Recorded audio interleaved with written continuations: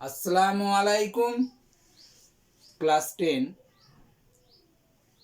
তোমাদের আগের ক্লাসে দেখানো হয়েছিল কিভাবে ত্রিভুজের পরিবৃত্ত অঙ্কন করতে হয়, সেটা নিয়ে আলোচনায় ছিলাম। আজকে আমাদের আলোচনার বিষয় ত্রিভুজের অন্তর্বৃত্ত অঙ্কন কিভাবে করতে হবে, সেটা নিয়ে আমরা আজকেও আলোচনায় থাকব। দেখো, ত্রিভুজের অন্তর্বৃত্ত অর্থাৎ নির্দিষ্ট একটা ত্রিভুজ আমাকে অঙ্কন করতে হবে প্রথম ধাপে, তারপর দ্বিতীয় ধাপে আমাকে অঙ্কন করতে হবে সেই ত্রিভুজটির একটি অন্তর্বৃত্ত। তো আমাদেরকে ত্রিভুজের প্রথমে ত্রিভুজ অঙ্কনটা আমাকে শিখতেই হবে। ত্রিভুজ অঙ্কন প্রথম ধাপে আমাকে ত্রিভুজ অঙ্কনটা শিখতে হবে। তারপরে দ্বিতীয় ধাপে যখন যাব তখন সেটা হচ্ছে ওই অন্তর্বৃত্ত অঙ্কন করব। অন্তর্বৃত্ত অঙ্কন, তাহলে দুটো ধাপে আমাকে কি করতে হবে, এগুলোকে অঙ্কন করতে হবে। তা প্রথম ধাপটা হচ্ছে ত্রিভুজ অঙ্কন। তা ত্রিভুজ অঙ্কন করতে গেলে আমাদেরকে তিনটে তথ্য দেয়া থাকতেই হবে। তো সেই তিনটে তথ্যর সাহায্য নিয়ে আমাকে একটা ত্রিভুজ অঙ্কন করতে হবে। হতে পারে সেখানে তিনটে বাহুর দৈর্ঘ্য দিয়ে আছে, হতে পারে দুটো কোণের পরিমাপ ও একটি বাহুর দৈর্ঘ্য দিয়ে আছে, আবারও হতে পারে দুটো বাহুর দৈর্ঘ্য ও একটি কোণের মাপ দিয়ে আছে। এইগুলো থাকলেই আমরা ত্রিভুজ অঙ্কন করতে পারবো, তাছাড়া আমরা ত্রিভুজ অঙ্কন করতে পারবো না। যেমন ধরো, প্রথমে আমরা ধরি সমবাহু ত্রিভুজ। সমবাহু ত্রিভুজ, ঠিক আছে। দেখো, সমবাহু ত্রিভুজের একটি বাহুর দৈর্ঘ্য দেওয়া থাকে, কারণ সম মানে সমান, বাহু মানে সমান বাহু, অর্থাৎ একটা বাহুর দৈর্ঘ্য দেওয়া থাকা মানেই হচ্ছে সেখানে তিনটে বাহুকেই বলা হয়েছে। তা প্রশ্ন থাকে যে একটি 6 সেমি বাহু বিশিষ্ট একটি সমবাহু ত্রিভুজ অঙ্কন করো ও তার একটি অন্তর্বৃত্ত অঙ্কন করো। তাহলে সমবাহু ত্রিভুজে ধরো 6 সেমি বাহু আছে, এরকম একটা 6 সেমি বাহু হয়েছে, এটা হচ্ছে 6 সেমি বাহু দিয়ে কি করবে না, এটাকে সমবাহু ত্রিভুজ অঙ্কন করতে হবে 6 সেমি বাহু নিয়ে। তো বড় সরলরেখা নিয়ে নেবে, দিয়ে এই 6 সেন্টিমিটার চাপ নেবে, দিয়ে এখানে কেটে নেবে 6 সেমি। আবার এখানে কাঁটাটাকে বসিয়ে উপরে কাটবে 6 সেমি চাপ, আবার এখানে কাঁটাটা বসিয়ে এখানে 6 সেমি চাপটা রাখবে, দিয়ে এটা যোগ করে দেবে। এটা আমাদের সবারই জানা, ঠিক আছে। এটা হলো একটা সমবাহু ত্রিভুজ। এই সমবাহু ত্রিভুজটা আগে অঙ্কন করতে হবে, তারপর দ্বিতীয় ধাপে আমরা অন্তর্বৃত্তে যাব। বুঝতে পেরেছো? এরপর দেখো সমদ্বিবাহু ত্রিভুজ। 2 নম্বর ধাপ হচ্ছে সমদ্বিবাহু ত্রিভুজ। সমদ্বিবাহু ত্রিভুজের প্রশ্নই থাকবে যে একটি সমদ্বিবাহু ত্রিভুজ অঙ্কন করো যার ভূমির দৈর্ঘ্য 5 সেমি এবং অপর সমান বাহুর দৈর্ঘ্যটা হচ্ছে 7 সেমি। তাহলে দুটো বাহুর দৈর্ঘ্য বলেছে, সমান বাহুর দৈর্ঘ্য মানে ওখানে 7 সেমি, দুটো বাহুর দৈর্ঘ্যটা এখানে 5 সেমি আর একটা 7 সেমি কে নেবে, ঠিক আছে। এবার বলেছে ভূমির দৈর্ঘ্যটা 5 সেমি আর সমান বাহুর দৈর্ঘ্যটা হচ্ছে 7 সেমি। তাহলে প্রথমে বড় সরলরেখাকে নিয়ে এই ভূমিটাকে কেটে নেবে, তার মানে এইদিকে 5 সেমি চাপ নিয়ে কেটে নেবে, ঠিক আছে। আর এই 7 সেমি চাপটা এখানে কাঁটাটাকে বসিয়ে কাটবে একবার, এখানে কাঁটাটাকে বসিয়ে কাটবে, এটা যোগ করে দেবে, তাহলেই আমরা সমদ্বিবাহু ত্রিভুজ পেয়ে যাব। এটা 7 সেমি, এটাও 7 সেমি। বুঝতে পেরেছো? তাহলে এটা হচ্ছে সমদ্বিবাহু ত্রিভুজ অঙ্কন করা হলো। আগে ত্রিভুজ অঙ্কনটা শিখবে, তারপরে তার অন্তর্বৃত্ত অঙ্কন করবে, ঠিক আছে। তৃতীয় ধাপ হচ্ছে 3 নম্বরটা হচ্ছে বিষমবাহু ত্রিভুজ। বিষমবাহু ত্রিভুজ। বিষমবাহু ত্রিভুজ মানে বুঝতেই পারছো, যার তিনটে বাহুর দৈর্ঘ্য দেওয়া থাকবে, যা প্রত্যেকটা বাহুর দৈর্ঘ্যর পরিমাপটা আলাদা। অর্থাৎ ধরো একটা 5 সেমি, একটা 5 সেমি, একটা 6 সেমি দেওয়া থাকলো, একটা 7 সেমি দেওয়া থাকলো। এই তিনটে বাহুর দৈর্ঘ্য নিয়ে আমাকে দেখো সবগুলো দৈর্ঘ্য আলাদা আলাদা। এই দৈর্ঘ্যগুলো নিয়ে আমাকে কি করতে হবে, একটা ত্রিভুজ অঙ্কন করতে হবে। তার জন্য বড় সরলরেখা এখানে একটা, তারপর তুমি এই তিনটে বাহুর মধ্যে যে কোনো বাহুকে তুমি ভূমি ধরে নিতে পারো। 5 সেমিটাও ভূমি করতে পারো, 6 সেমিটাও করতে পারো, 7 সেমিটাও। আমি ধরো 7 সেমিটা করলাম, 7 সেমি কেটে নিলাম এদিকে, এখানে তাহলে 7 সেমি চাপ নিয়ে এখানে কেটে নিলাম, 5 সেমি চাপ নিয়ে এখানে কেটে নিলাম একটা চাপ, 5 সেমি চাপ, আর 6 সেমি চাপটা এইখান থেকে কেটে নিলাম, এইটা যোগ করে দিলাম। বুঝতে পেরেছো? এটা 6 সেমি চাপটা কেটে নিলাম, তো এটা যোগ করে দিলাম, তাহলে এটা হবে 6 সেমি, এটা হবে 5 সেমি। তাহলে এটা দেখো একটা বিষম ত্রিভুজ উৎপন্ন হয়ে গেল। বুঝতে পেরেছো? এরপর দেখো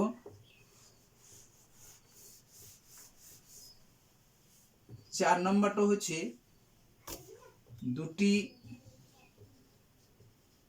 বাহুর দৈর্ঘ্য দেওয়া থাকবে আর একটি কোণ দেওয়া থাকবে। দুটি বাহুর দৈর্ঘ্য দেওয়া থাকবে, একটি কোণের পরিমাপ দেওয়া থাকবে।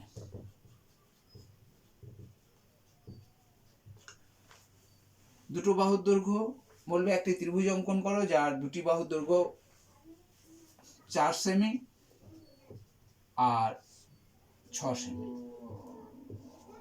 ঠিক আছে, কোণের পরিমাপটা বলে দিয়েছে ধরো 60 ডিগ্রি। 60 ডিগ্রি কোণ তোমরা আঁকতে জানো, 60 ডিগ্রি কোণ, এখানে 60 ডিগ্রি কোণ একটা, তোমরা যেহেতু পেন্সিল কম্পাসের সাহায্যে 60 ডিগ্রি কোণ আঁকতে পারো, তাই সরাসরি 60 ডিগ্রি কোণটা তোমাকে কিসে আঁকতে হবে, পেন্সিল কম্পাসের সাহায্য নিয়ে আঁকতে হবে। যেগুলো দেখবে পেন্সিল কম্পাসের সাহায্য নিয়ে আঁকা যাবে না, সেগুলোকে তোমাকে চাঁদার সাহায্যে কোণ এঁকে সেই কোণের সমান কোণ অঙ্কন করতে হবে ত্রিভুজের জায়গাতে। ঠিক আছে, তা আমরা 60 ডিগ্রি কোণ যেহেতু আমরা পারি অঙ্কন করতে পেন্সিল কম্পাসের সাহায্যে, তাহলে আমাকে পেন্সিল কম্পাসের সাহায্যে 60 ডিগ্রি কোণটা আঁকতে হবে।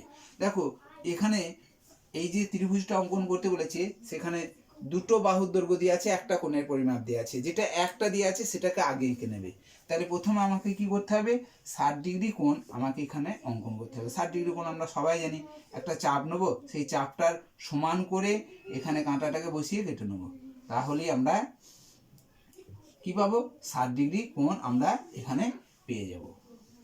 ঠিক আছে, বুঝতে পেরেছো? এবার 4 সেমি এই দিক থেকে 4 সেমি চাপটা নিয়ে কেটে নেবে, আর 6 সেমি এই দিক থেকে কেটে নেবে, এটা যোগ করে দেবে, তাহলেই দেখো একটা ত্রিভুজ উৎপন্ন হয়ে গেল, যার একটা কোণ 60 ডিগ্রি আর অপর দুটো বাহুর দৈর্ঘ্য হচ্ছে কি তোমার 4 সেমি এবং 6 সেমি হয়েছে।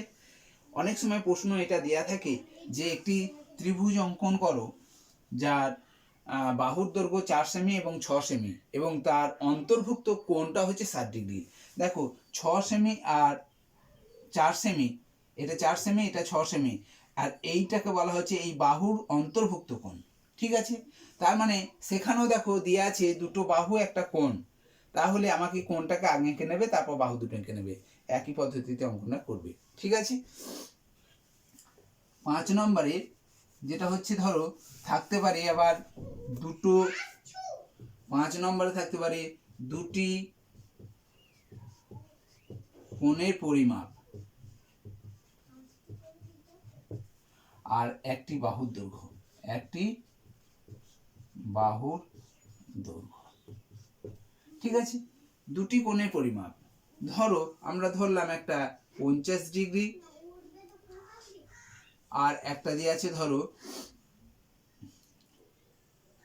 একটা 50 ডিগ্রি, একটা 70 ডিগ্রি, এরকম দিয়ে আছে, দুটো কোণ দিয়ে আছে, একটা 50 ডিগ্রি, একটা 70 ডিগ্রি, আর বাহুর দৈর্ঘ্য দিয়ে আছে 7 সেমি দিয়ে আছে ধরো। তাহলে আমরা ত্রিভুজটা কিভাবে অঙ্কন করব? না, এই ত্রিভুজ অঙ্কন করার সময় দেখো আমাদের প্রথমে দেখো দুটো কোণ দিয়ে আছে, একটা বাহু দিয়ে আছে, তাহলে একটা বাহু দেওয়া থাকলে আমাকে বাহুটাকে আগে আঁকতে হবে। তাহলে 7 সেমি দৈর্ঘ্যের একটা বাহু এঁকে নিলাম, এই বাহুর দৈর্ঘ্যের চাপ নিয়ে এখানে কেটে নিলাম, তাহলে এটা 7 সেমি হয়ে গেল।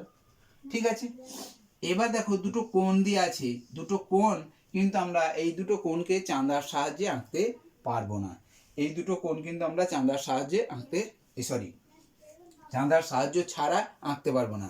পেন্সিল কম্পাসের সাহায্যে 50 বা 70 ডিগ্রি অঙ্কন সম্ভব নয়।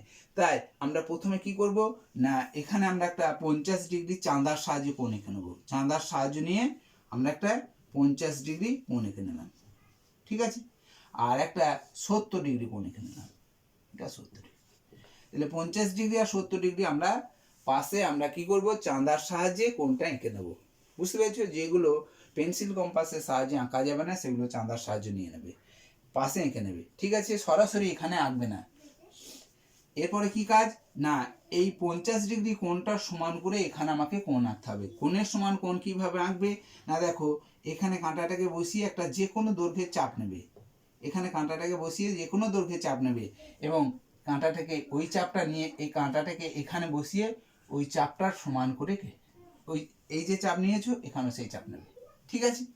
এবার দেখো এখানে কাঁটাটাকে বসিয়ে নেবে, এখানে বসিয়ে দেওয়ার পরে এই যে দৈর্ঘ্যটা, এখান থেকে এইটা যে দৈর্ঘ্য পেন্সিল কম্পাসের সাহায্যে মেপে নেবে, দিয়ে কাঁটাটাকে এখানে বসিয়ে কেটে দেবে, এটা যোগ করে দেবে। তাহলে এটাই হয়ে যাবে 50 ডিগ্রি। বুঝতে পারলে?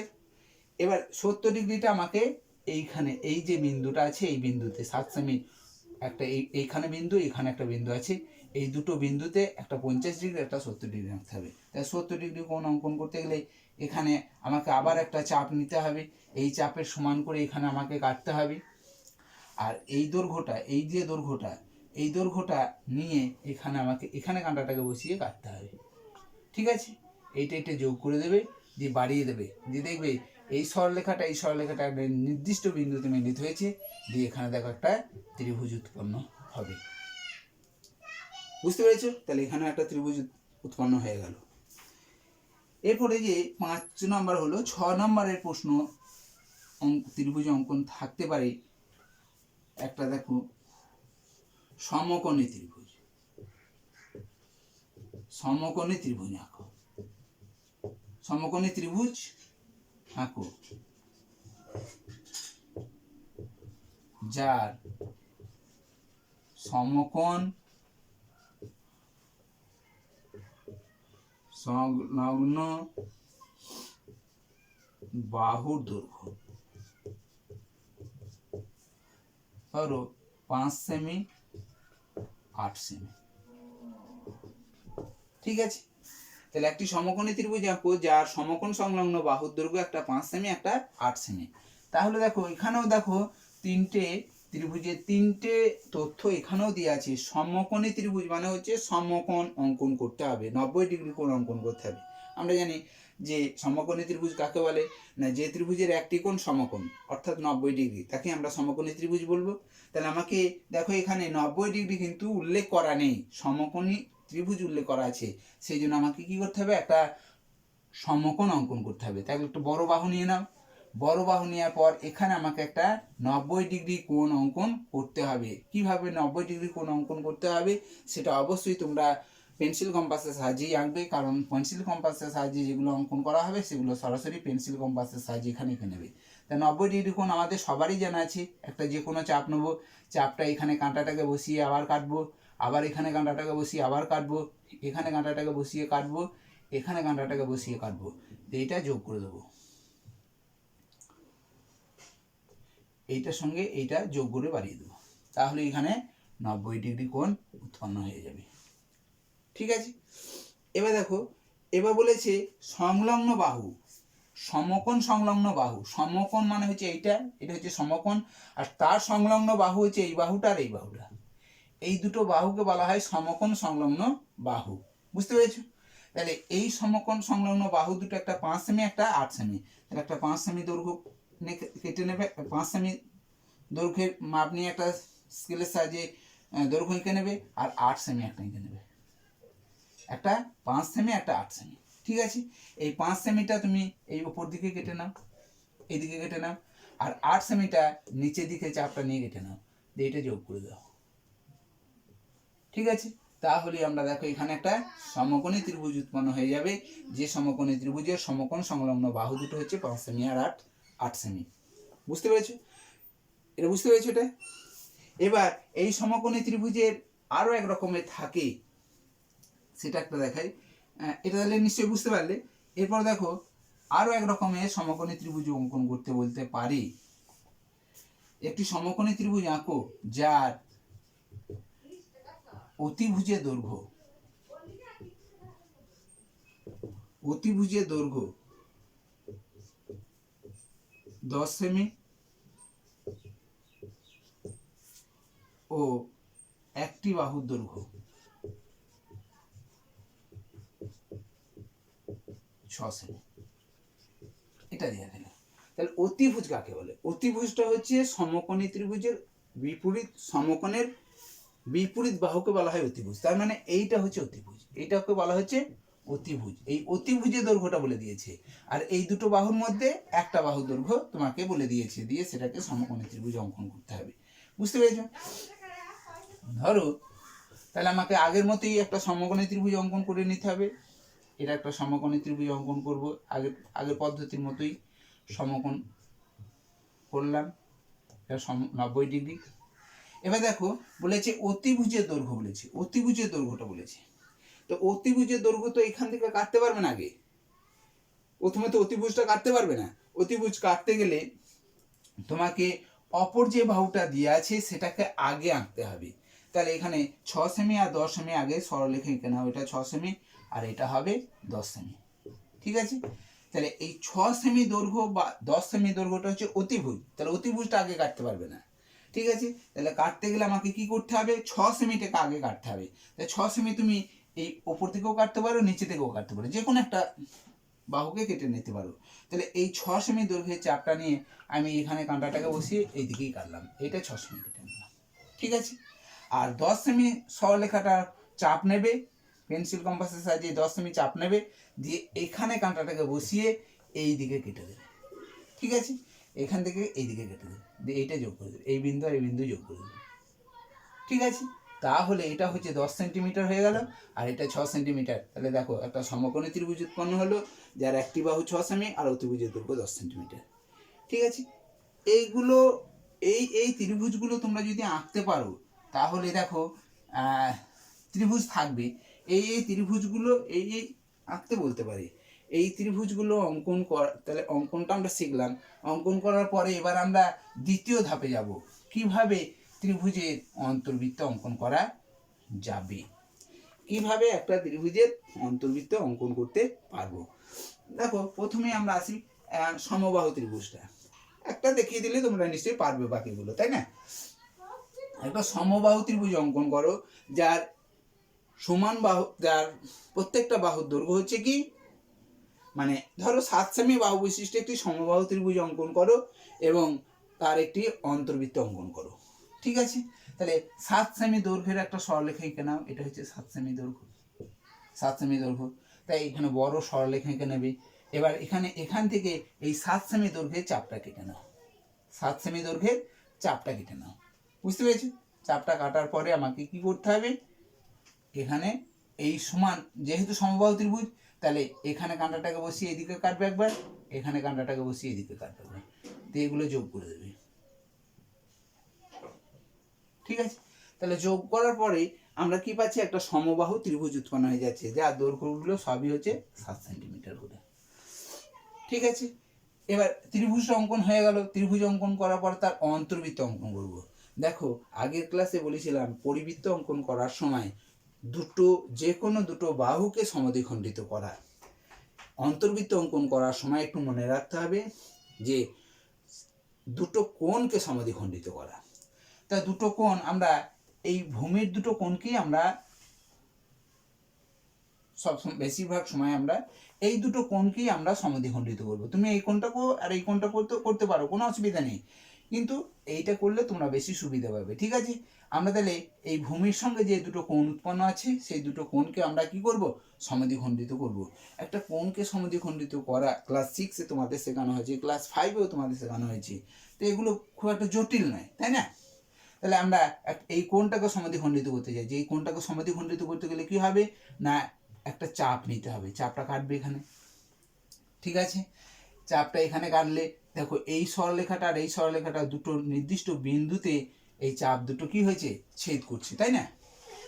এখানে আমাকে কি করতে হবে? কাঁটাটাকে বসিয়ে চাপটা কাটতে হবে, এখানে বসিয়ে চাপটা কাটতে হবে, এটা যোগ করে দিতে হবে। এটা যোগ করে বাড়িয়ে দিতে হবে। এগুলো সবই কিন্তু পেন্সিলের সাহায্যে, স্কেল পেন্সিল ব্যবহার করবে তোমরা, আমরা হাতে আঁকছি। হয়েছে। এরপরে দেখো এই কোণটাকে যেমন সমদ্বিখণ্ডিত করলাম, তাহলে এই কোণটাকে সমদ্বিখণ্ডিত করো। তাহলে আবার একটা চাপ নাও, এখানে বসিয়ে একবার চাপটা কেটে নাও, এখানে কাঁটাটাকে বসিয়ে একবার কেটে নাও, তো এইটা যোগ করে দাও। ঠিক আছে। সঙ্গে সঙ্গে তার নামও দিয়ে দিতে পারো। এখানে ত্রিভুজ যখনই অঙ্কন হয়ে যাবে তখন নাম দিয়ে দেবে, এ বি সি, এখানে একটা বিন্দু আছে এক্স দিয়ে দাও, এটা এখানে নির্দিষ্ট একটা বিন্দু আছে এম দাও, এখানে নির্দিষ্ট বিন্দু এন দাও। হয়েছে। দেখো এই যে সি এন আর বি এম, এই দুটো সরলরেখা, দেখো সরলরেখা তো বলা যাবে না, এগুলোকে বলা হয়েছে অন্তঃসমদ্বিখণ্ডক। ত্রিভুজে একটা কোণের অন্তঃসমদ্বিখণ্ডক হচ্ছে বিএম, এবিসি কোণের অন্তঃসমদ্বিখণ্ডক হচ্ছে বিএমটা। তাহলে এই অন্তঃসমদ্বিখণ্ডক দুটো পরস্পর কোথায় মিলিত হয়েছে? একটা বিন্দুতে মিলিত হয়েছে, নাম দিয়ে দাও ও। তাহলে এটা হচ্ছে প্রথম ধাপ। ঠিক আছে। তাহলে প্রথম ধাপটা, ত্রিভুজ অঙ্কনটা হচ্ছে একটা ধাপ। ঠিক আছে। তারপর আমরা তারপরে যে কাজগুলো করতে হবে সেটা হচ্ছে তাহলে কি না, এক নম্বরটা কি বলছে এখানে না, দুটো কোণকে সমদ্বিখণ্ডিত করতে হবে। দুটি কোণকে সমদ্বিখণ্ডিত করা। তাহলে দুটো কোণকে সমদ্বিখণ্ডিত করা হলো, প্রথমটা কাজ হচ্ছে এটা। হয়েছে। 2 নম্বর, দেখো এই দুটো কোণকে সমদ্বিখণ্ড করা হচ্ছে যারা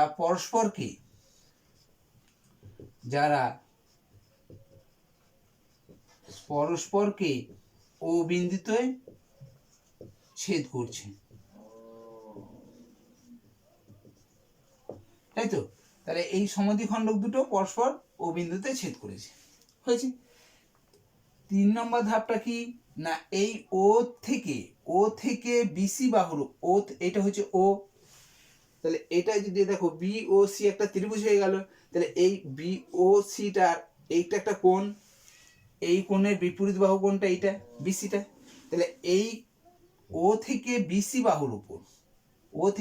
বাহুর উপর আমরা একটা লম্ব অঙ্কন করব, তৃতীয় ধাপটা।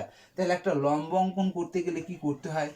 লম্ব অঙ্কন করতে গেলে বহিস্থ বিন্দু থেকে লম্ব অঙ্কন ক্লাস 6-এ শেখানো হয়েছে। তাহলে কি করবে না, এখান থেকে এমন একটা চাপ নেবে, এখানে কাঁটাটাকে বসিয়ে এমন একটা চাপ নেবে যে চাপটা এইরকম ভাবে অবস্থিত হবে। ঠিক আছে।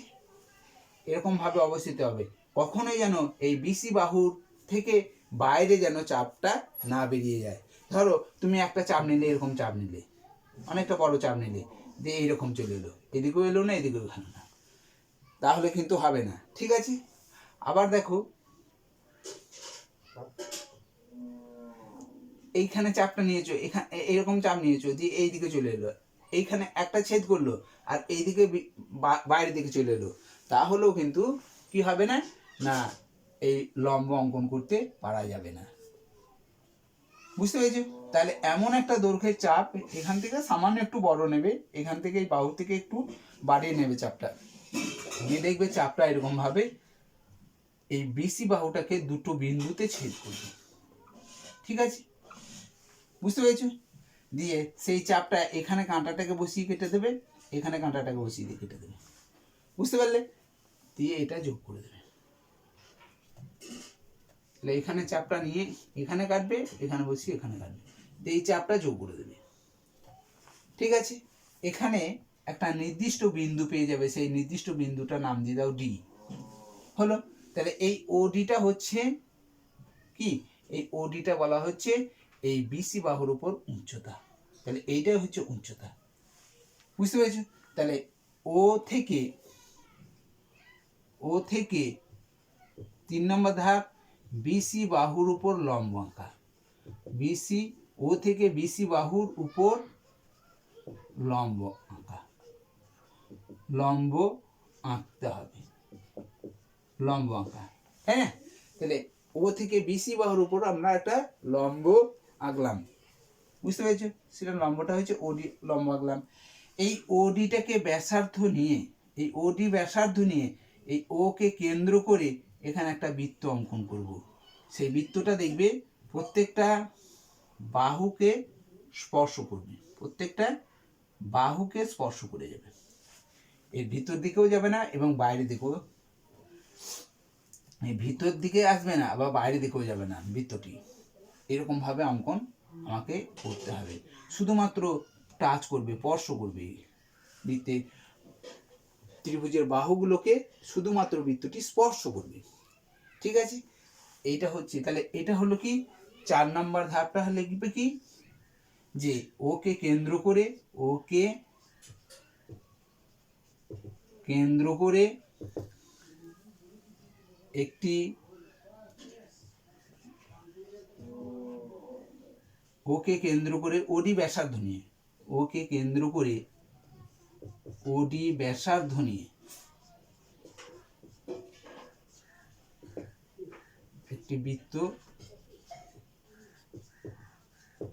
আঁকতে হবে। বুঝতে পেরেছো? তাহলে এই ওডিটাকে ব্যাসার্ধ নিয়ে ওটাকে কেন্দ্র করে একটা বৃত্ত অঙ্কন করব, যে বৃত্তগুলো দেখো প্রত্যেকটা বাহুকে স্পর্শ করছে। ঠিক আছে, বুঝতে পেরেছো? এখানে একটা নাম দিয়ে দিলে তুমি, ওয়াই ধরো, এখানে নাম দিলে। তাহলে নামকরণগুলো তোমাকে করতে হবে, আর এগুলো হচ্ছে পদ্ধতিগুলো, এগুলো কিন্তু তোমাকে পরীক্ষার খাতাতে লিখতে হবে না, লিখতে হবে শুধুমাত্র এই ছবিটা আঁকতে হবে। ছবিটা আঁকার জন্য তোমাকে পদ্ধতিটা দেখালাম, পরপর ধাপগুলো দেখালাম। ঠিক আছে, এগুলো আঁকা দরকার নেই, এইটাকে তোমাকে কি করতে হবে, ছবিটাকে আঁকতে হবে। আর এটা লেখার জন্য এইটুকু লিখবে, শুধুমাত্র একটু লিখবে। সেটা কি না, প্রদত্ত তথ্যে, প্রদত্ত তথ্যে ABC একটি ত্রিভুজ আঁকলাম। ঠিক আছে, প্রদত্ত তথ্যে ABC একটি ত্রিভুজ আঁকলাম, হয়েছে। আর ওকে কেন্দ্র করে, ওকে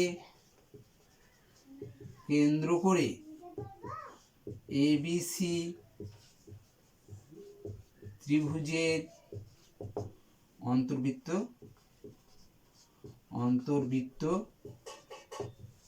অঙ্কন করলাম। ঠিক আছে, বুঝতে পেরেছো?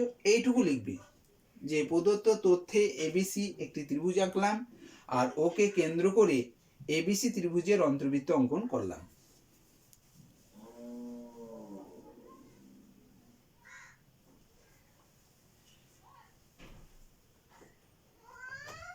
বুঝতে পেরেছো? তাহলে তাহলে আমাদের দেখো একটা ত্রিভুজের কিভাবে বৃত্ত অঙ্কন করা হয় তার ধাপগুলো দেখানো হলো। এই ত্রিভুজটা যে কোনো ত্রিভুজ হতে পারে, সেই ত্রিভুজটা তোমরা নিশ্চয়ই ত্রিভুজটা আঁকতে পারবে, আর ত্রিভুজের অন্তর্বৃত্ত তোমরা অঙ্কন করতে পারবে। এবার দেখো আর একটা ত্রিভুজ তোমাদের দেখাই।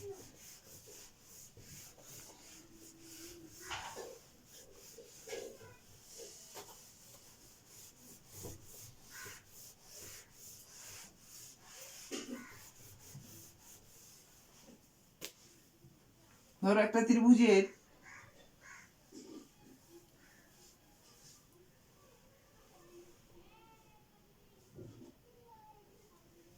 একটা কোণ আর দুটো বাহু দিয়ে আছে, একটা কোণ দিয়ে আছে আর দুটো বাহু দিয়ে আছে, হয়েছে। তো একটা কোণের পরিমাপ ধরো দিয়ে আছে 70 ডিগ্রি, তাহলে 70 ডিগ্রি আমাকে চাঁদার সাহায্যে এঁকে নিতে হচ্ছে, এটা 70 ডিগ্রি। বুঝতে পেরেছো? এটা 70 ডিগ্রি। আর দুটো বাহু দিয়ে আছে, একটা হচ্ছে 5 সেমি আর একটা 7 সেমি, এরকম ধর দিয়ে আছে একটা ত্রিভুজ অঙ্কন করো, আর সেই ত্রিভুজটির একটি অন্তর্বৃত্ত অঙ্কন করো। তাহলে প্রথমে দেখো একটা কোণের পরিমাপ দিয়ে আছে, তাহলে আমাকে আগে কোণের পরিমাপটা আগে এখানে অঙ্কন করে নিতে হবে। তাহলে এই 70 ডিগ্রি কোণটা আমার চাপ, একটা যে কোনো একটা মাপের চাপ নেব, কোণের সমান কোণ আঁকতে গেলে চাপ নিলাম, এই যে দৈর্ঘ্যটা চাপ, এখানে দৈর্ঘ্য, সেই দৈর্ঘ্যের চাপটাই নিলাম।